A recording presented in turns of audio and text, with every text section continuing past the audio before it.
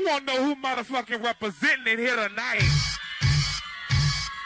Hold on. Looking for the Bounce King, right? It's like I'm looking for the Bounce King. I'm looking for the Bounce King. Hear ye, hear ye. That's the King of Bounce.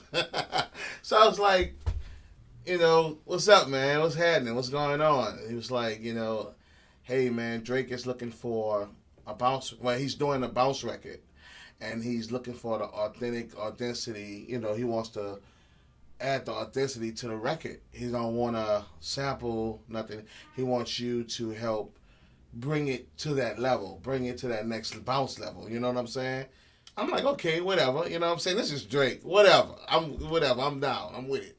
So he says, yeah, man. He said he wants the beat to change. He wants to chop up, some vocals. He wants that real bounce. Like, I said, okay. He said, who you think could do that? Who you know could do that? And I was like, man, it's a few people I know, but it's only one person that I know that's going to do it to the T the way I want it, or the way I know it should be done. And that's BlaqNMild. So I reached out to Blaq, hunted him down, changed his phone number. But anyway, I hunted him down, got him on the line. I told him the great news. He was excited. And that was that. We got the phone call on a Thursday. We was in L.A. on a Friday. The production process was pretty much like normal to us because that's what we do. I mean, he basically, added to what they had already. You know what I'm saying? To the regular format they had it in or whatever. And he just added his beats and, things on top. Took Drake vocals, chopped, made some parts where it fitted me in, where I got a chance to shine or say some things in the record.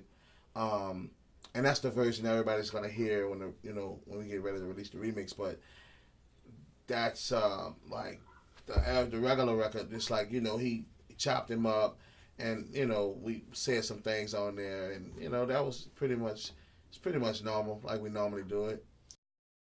I'm very excited. First of all, I'm on there more. So, I got more vocal time. So that's good. I'm excited about it, period, because I got a chance to work with one of the, top artists in the game at this time, in this era, in this genre. And I'm excited because it's a great record. It's good. It's like it's not one of those records you got to sell. You got to be like, oh, why, it's a great record. It's a good record. It feels good. It's New Orleans. I love it. And I just can't wait till the world hear. I can't wait till people hear it.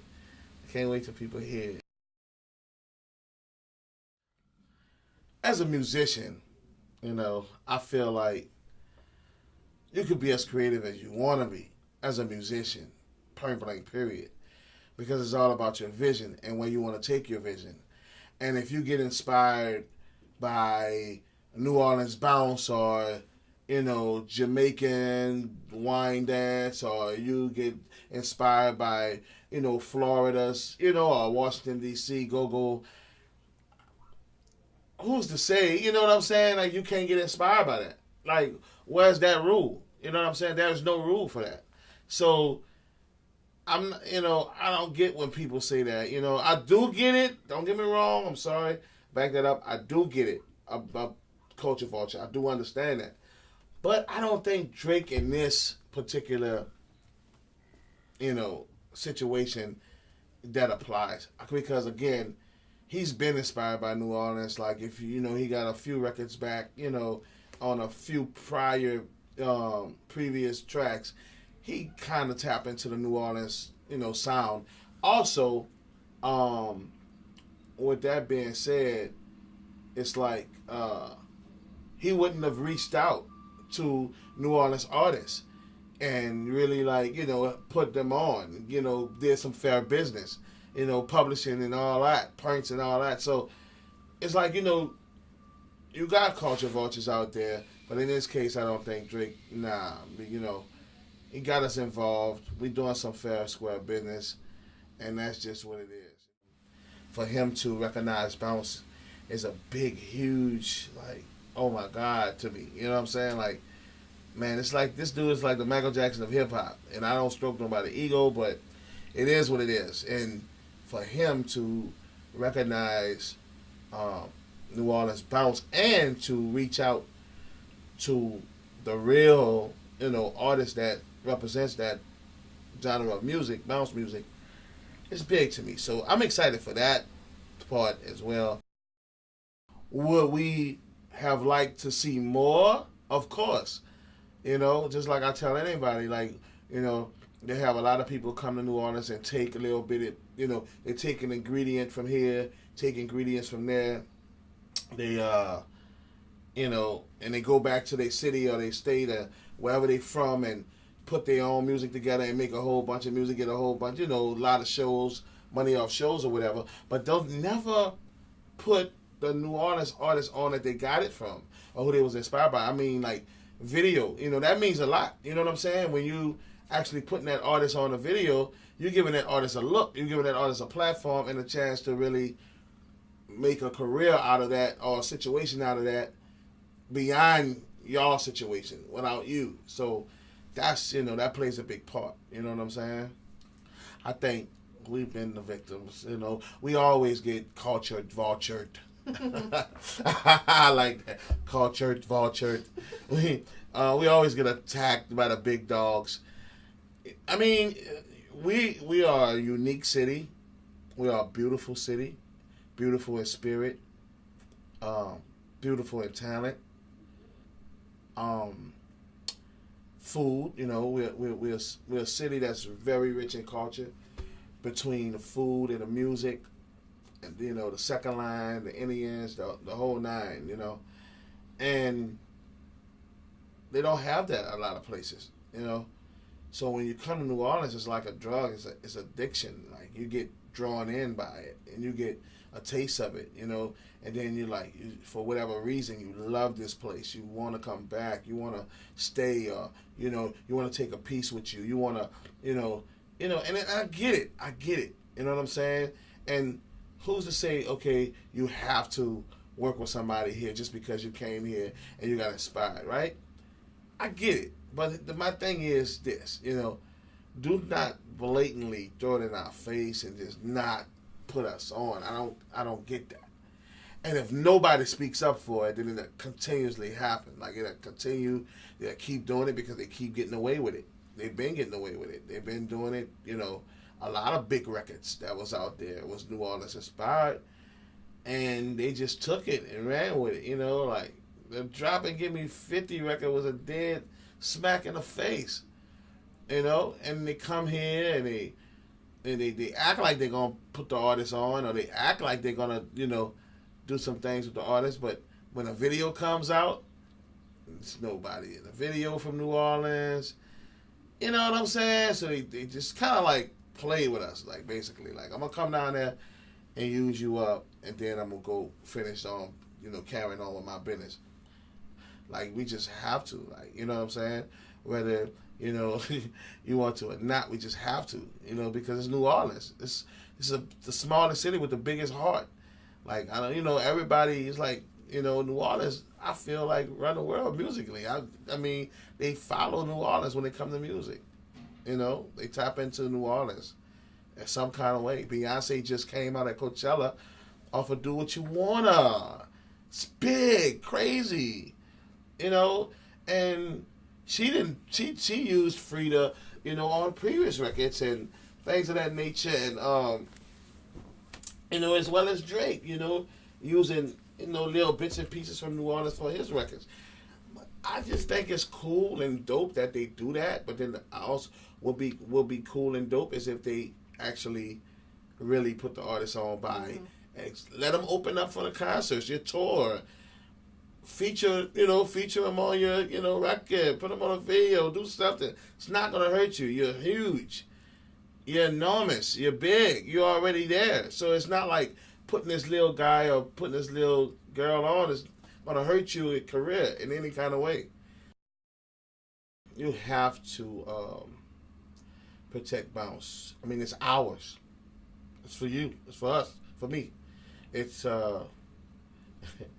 it's like something, we created in the late 80s, early 90s, and it's ours. I mean, we nowhere in the world has this sound, and it created a whole generation of artists, producers, um, engineers, whatever the case may be. I mean, when I first heard that T.T. Tucker, I lost my mind. I was in middle school, the red tape, T.T. Tucker, DJ Irv, and I lost my mind. I mean, it was like addictive. It was like, I'm like, golly. And then, by me being so young, I was staying at my cousin's house, and my oldest cousin, she was a female, or whatever. She used to go out to the clubs and come back and always brag on how I was rolling in a club with T.T. Tucker and at Ghost Town and things of that nature. So I was very interested in the bounce and what it does, how it make people react. And I wasn't old enough to go out at the time, but I just would see how people would react to it. And I just listened to it over and over and over again. Even though they had a lot of other big artists out like LL Cool J and Run DMC and Salt-N-Pepa and all of that, I was just more drawn into my New Orleans artists, the bounce, and that's what I grew up on. And then it transitioned into, the gangster rap, BG, the Hot Boys, things of that nature. But we all come from that. You talk to any artist, from me to Lil Wayne to whoever, it's like they know about this bounce. You know what I'm saying? And they respect it, and you have to preserve that, and that's ours because, that's where we started from. When you started rapping, any rapper from that era could tell you that's what they started rapping off, the Trigger Man.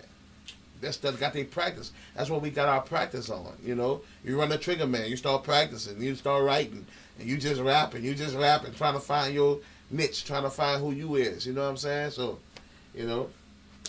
gotta preserve it. It's ours. It's special, and we can't let them take it. We can't let them just do what they want with it. It starts off with integrity. Number one, morals. You have to believe in yourself. You have to know what you stand for. And you have to know that you represent not only yourself, you represent the city. You can't make yourself look stupid, and you can't make the city look stupid. You gotta know when people are trying to use you. And in one